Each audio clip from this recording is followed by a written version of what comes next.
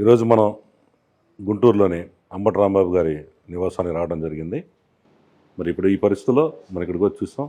రాంబాబు గారి మరి పిల్లలు చూడు ఏ రకంగా ఉన్నారో పరిస్థితి ఇక్కడ. ఆడపిల్లల వాళ్ళు. ఈరోజు ఆయన ఎంతోమందికి మంత్రిగా ఉన్నప్పుడు కానీ, మంత్రి కానప్పుడు కానీ రాంబాబు అంటేనే ఒక ధైర్యం. అలాంటి కుటుంబానికి ఈరోజు ఈ పరిస్థితి వచ్చిందంటే మా వంతు బాధ్యతగా వాళ్ళని పరామర్శించడానికి నేను రావడం జరిగింది. ఒకసారి వారితో మనం మాట్లాడదాం. నమస్తే అమ్మా, మనకి బాగున్నావా? ఏంటమ్మా ఇప్పుడు ఈ పరిస్థితి? మీరు ఆ రోజు ఇక్కడే ఉన్నారు ఇన్సిడెంట్ జరిగినప్పుడు? అవునండి, అవును. మీరు ఇంట్లోనే ఉన్నారా? ఇంట్లోనే ఉన్నాను. అంటే నేను పక్కనే ఉంటాను, దగ్గరలో నైబర్హుడ్లోనే ఉంటాము. నేను నా హస్బెండ్ పిల్లలు విడిగా ఉంటాం. అంటే ప్రతిరోజు అమ్మగారిని కాసేపు విజిట్ చేస్తాను మార్నింగ్ నేను ఫ్యూ అవర్స్ పాటు.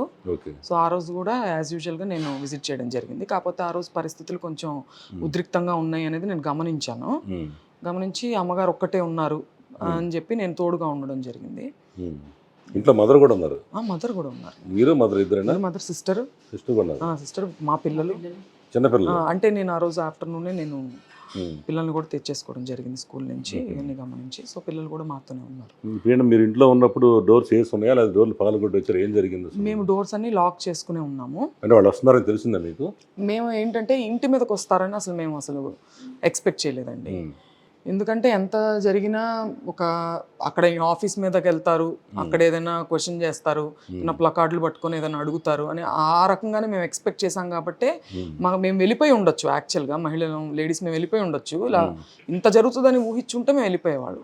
కాకపోతే ఇంత నీచానికి ప్రభుత్వం ఒక లా అండ్ ఆర్డర్ ఉన్నటువంటి స్టేట్లో జరగదని ఒక నమ్మకం, వ్యవస్థ మీద ఉన్నటువంటి నమ్మకంతోనే మేము అలా అవ్వదులే అని మేము ఇక్కడే ఉన్నాము ఆ రోజు. ఇప్పుడు మీ ఉద్దేశం మీరు ఆ రోజు స్పాట్లో ఉన్నారు కదా, అసలు మీకు ఏంటి వాళ్ళు వచ్చిన ఉద్దేశం? ఏమన్నా రాంబాబు గారు కనబడితే చంపేయాలని వచ్చారా లేకపోతే కొట్టాలని వచ్చారా? ఖచ్చితంగానండి, ఖచ్చితంగా ఇది హత్యాయత్నమే, అందులో ఎటువంటి డౌట్ లేదు. నేను కూడా ఏంటంటే ఏదో అలా దాడి చేసి వెళ్ళిపోతారని అనుకున్నాను, కానీ తర్వాత నేను పరిస్థితులు తెలుసుకున్న తర్వాత నాకు అర్థమైన విషయం ఏంటంటే వాళ్ళు ఖచ్చితంగా ఆ గుంపులో ఆయన్ని హత్య చేద్దామన్న ఉద్దేశంతోనే ఆయన వచ్చారు. వాళ్ళందరూ, అందులో ఎటువంటి డౌట్ లేదు. ఎందుకంటే లోపల లైట్లు కట్టేయమని పోలీసులు చాలా బలవంతం చేసినట్టుగా నాకు సమాచారం. అంటే లైట్లు ఎందుకు కట్టేయమంటారు? ఎవిడెన్స్ సేకరించేదానికి అవకాశం ఉండదు, చీకట్లో ఏం చేసినా ఎవరు గమనించరు. ఎన్ని గంటలకు వచ్చారమ్మా వీళ్ళు? దాదాపు 4:30 నుంచి గ్యాదర్ అవుతున్నారండి. అది పీక్ 6 o'clock కల్లా పీక్ అయిపోయింది. సో క్లియర్ అంటే కత్తులు ఉన్నాయండి వాళ్ళ చేతిలో, రాళ్ళు ఉన్నాయి, కర్రలు ఉన్నాయి. ఇప్పుడు ఇవన్నీ ఉన్నప్పుడు అక్కడ పోలీస్ ఏం కంట్రోల్ చేయట్లా వాళ్ళని, అది క్లియర్ గా తెలుస్తుంది. మరి ఎవరైనా కొట్టినా ఎవరైనా పొడిచినా అది హత్య కదా, అంతే కదా, మరి హత్యాయత్నమే కదండి. ఇంట్లోకి వచ్చారు లోపలికి, ఇంట్లోకి తలుపు బ్రేక్ అయి ఉంటే వచ్చేసి ఉండేవాళ్ళు. వాళ్ళనేం పోలీస్ కంట్రోల్ చేసి వాళ్ళ మీద పోలీస్ కంట్రోల్ ఉన్నట్టుగా నాకు అనిపించలేదు. ఆపోజిట్ లో ప్రెస్ మీట్ పెట్టి ఆఫీస్ ముందు ఆ రోజు చెప్పి క్షమాపణ చెప్పి లోపలికి వెళ్ళారు ఆయన. ఇప్పుడు లోపలికి వెళ్ళినప్పుడు అక్కడ లోపల కూడా వెళ్ళారు వీళ్ళు. లోపల పూర్తిగా మొదటి రూమ్ లోకి ఎంటర్ అయిపోయి గ్లాస్ బ్రేక్ చేసేసి సీసీటీవీని డ్యామేజ్ చేసి హార్డ్ డిస్క్లు తీసేసుకుని పోలీస్ వాళ్ళ పర్యవేక్షణలో వాళ్ళ సహకారంతో ఇదంతా చేసి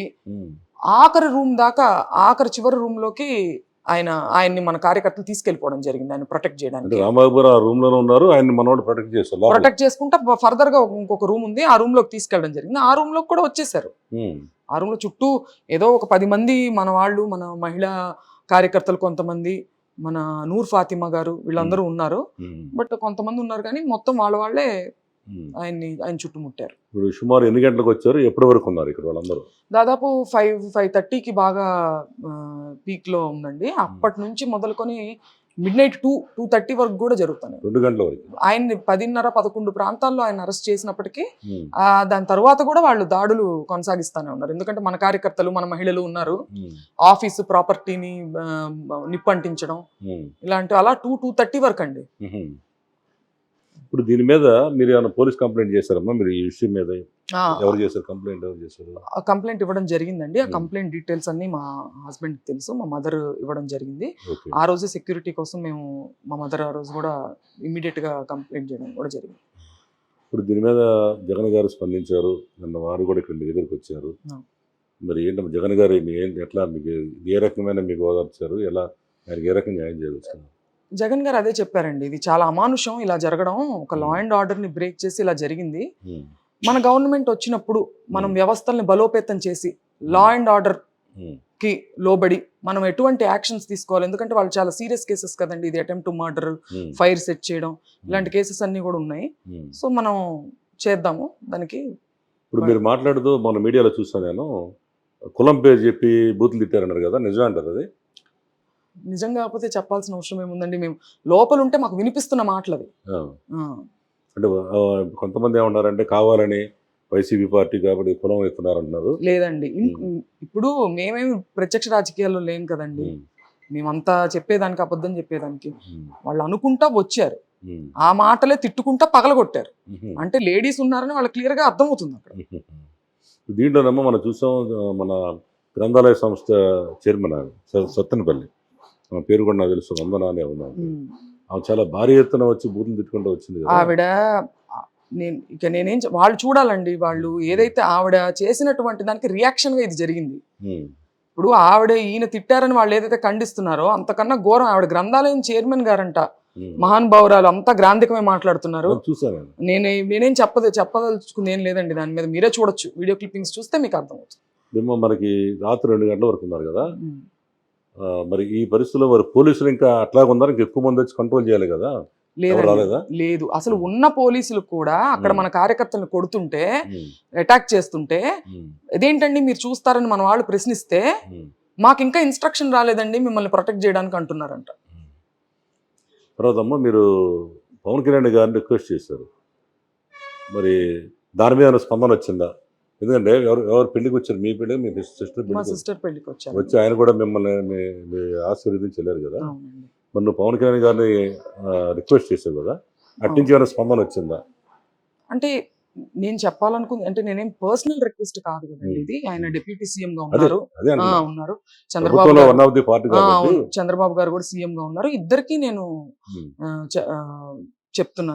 చెప్పాను, నేను లా అండ్ ఆర్డర్ ను ప్రొటెక్ట్ చేయండి, తద్వారా అంతా ప్రొటెక్ట్ చేయబడుతుంది కదా. అలా చేస్తే దానికి ఏమన్నా మీకు హామీ ఇచ్చారా? పర్లేదమ్మా మేము ఉన్నాం, ధైర్యాన్ని ఇవ్వడం కానీ జరిగిందా? అంటే ప్రత్యేకించి మనం అడుగుతున్నది లా అండ్ ఆర్డర్ గురించి కాబట్టి దాని గురించి ప్రత్యేకించి హామీ, అంటే మీకు ప్రొటెక్షన్ ఇబ్బంది లేదమ్మా? లేదండి, తర్వాత రోజు ఆవిడ ఎమ్మెల్యే గారు, శాసనసభ్యురాలు ఆవిడ లైవ్ పెట్టి మరి మళ్ళీ బెదిరింపులకు దిగి, మళ్ళీ మేము వస్తాము, మళ్ళీ మీ పరామర్శ కోసం వచ్చే వాళ్ళు ఆస్తులు అమ్ముకోవాలి అని అంత నిర్భయంగా, అంత బహిరంగంగా ఆవిడ బెదిరిస్తుంటే, మరి ఇప్పుడు దీన్ని మీరు రాంబాబు గారి మీద ఏమైనా వ్యక్తిగత కక్షలు అనుకోవాలా, లేదా పార్టీ పరంగా అనుకోవాలా? మీరు ఎట్లా ఆలోచిస్తున్నారు? అంటే ఇది హత్యాయత్నం అనే సరే, అంటే ఇది ఇప్పుడు లా అండ్ ఆర్డర్ ఉంటుంది, ఆయన తప్పు చేశారనుకున్నా వాళ్ళు యాక్షన్ తీసుకోవచ్చు. అలా కాకుండా హత్యాయత్నం, దీన్ని వంకగా పెట్టుకొని హత్యాయత్నం చేయడానికి వాళ్ళు ప్రయత్నించారంటే వాళ్ళకి ఇతరేతర కక్షలు ఏవో ఉన్నట్టుగా నాకు అనిపిస్తుంది. ఓకే, మరి ఎప్పుడమ్మా నాన్నగారికి ఎప్పుడు మీరు వెళ్ళి పరామర్శించి వచ్చారా జైలుకి వెళ్ళి? మా హస్బెండ్ వెళ్ళి కలుస్తా ఉన్నారు, అందరు కూడా కలుస్తా ఉన్నారు. మిమ్మల్ని చూస్తే ఇంకా ఎమోషనల్ అవుతారు, మళ్ళీ ఎందుకు అన్న పాయింట్ లో మేము ఆగామండి. హెల్త్ ఎలా ఉందండి? బాగానే ఉన్నారండి, ప్రెసెంట్ అయితే బాగానే ఉన్నారు, ధైర్యంగానే ఉన్నారు. మీ ఇంటికి చాలా మంది ఈ రోజు కూడా వైసీపీ నేతలు, మన గోదావరి జిల్లా నుంచి త్రిమూర్తులు గారు, మా మాజీ మంత్రి మన అమర్నాథ్ వీళ్ళందరూ వచ్చారు కదా, వాళ్ళందరూ కూడా మీరు ధైర్యం చెప్పారు. అవునండి. ఓకే అమ్మా, ఇప్పుడు మీ ఇంకా గవర్నమెంట్ నుంచి మీకు కావాల్సిన సపోర్ట్ కానీ ఏమన్నా ఉందా? గవర్నమెంట్ చెప్పేది ఉందా? అదే మళ్ళీ ఆవిడ అంత బహిరంగంగా మళ్ళీ హెచ్చరిస్తున్నారు, మళ్ళీ బెదిరిస్తున్నారు, మళ్ళీ దాడి చేస్తామని ఇండైరెక్ట్ గా చెప్తున్నారు. ఏంటి, అరెస్ట్ చేసిన తర్వాత కూడా అంటే మమ్మల్ని, మహిళల్ని బెదిరించినట్టే కదండి. అంతే కదా. సో ఇది పార్టీలకు అతీతంగా ఆలోచించి అందరూ ఖండించాల్సినటువంటి విషయంగా నేను భావిస్తున్నానండి. ఓకే అమ్మా, థ్యాంక్ యూ. ఇది ఈ రోజున మౌనిక గారు చెప్పే విషయం.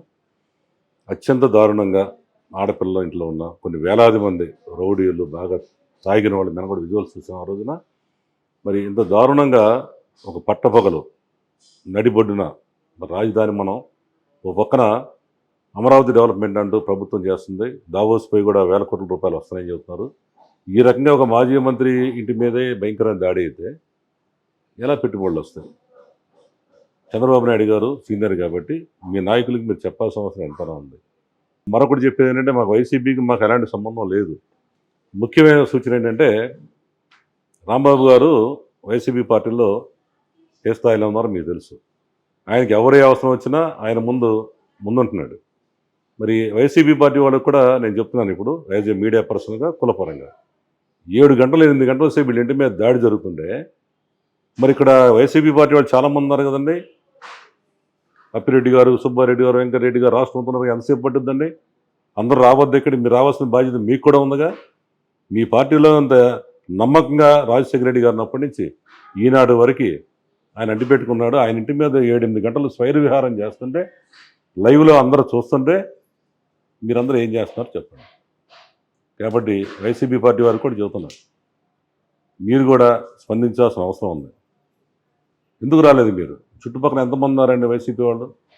కాబట్టి ఇది వేరే కులమడి జరిగిందా? కొడాలి నాని ఇంటి మీద ఎందుకు వెళ్ళారు మీరు? ఎన్ని బూతులు తిట్టాడు ఆయన? రాంబాబు గారు అంతగానే తిట్టాడా? పైగా ఆయన క్షమాపణ చెప్పాడు. అంబటి రాంబాబు గారు వచ్చి ఆయన బాధపడుతూ మీడియాని పిలిచి నేను అట్లా అనకుండా ఉండాల్సిందే. ఆ టైంలో ఆయన కాదు, మాలాంటి ఇంకో రకంగా చెప్పేవాళ్ళం. మరి ఆయన ఇంకా వయసు ఇచ్చే కానీ ఒక మాజీ మంత్రి ఇచ్చే కానీ ఆయన గౌరవంగా మాట్లాడినట్టే. ఆడవాళ్ళు ఆ రకంగా దాడి చేస్తుంటే కర్రలు పట్టుకొని, మరి నిన్న లాయర్ రజనీ చేత కంప్లైంట్ ఇప్పించాము మేము. ముందు ఎవరైతే విజువల్స్ ఉన్నారో కర్రలు పట్టుకున్న వాళ్ళందరినీ అరెస్ట్ చేయమని, వాళ్ళని కూడా తక్షణం అరెస్ట్ చేయాలి. ఈ పరిస్థితి ఇంకోసారి వస్తే మాత్రం చాలా తీవ్రంగా ఉంటుందని హెచ్చరిస్తుంది. Thank you.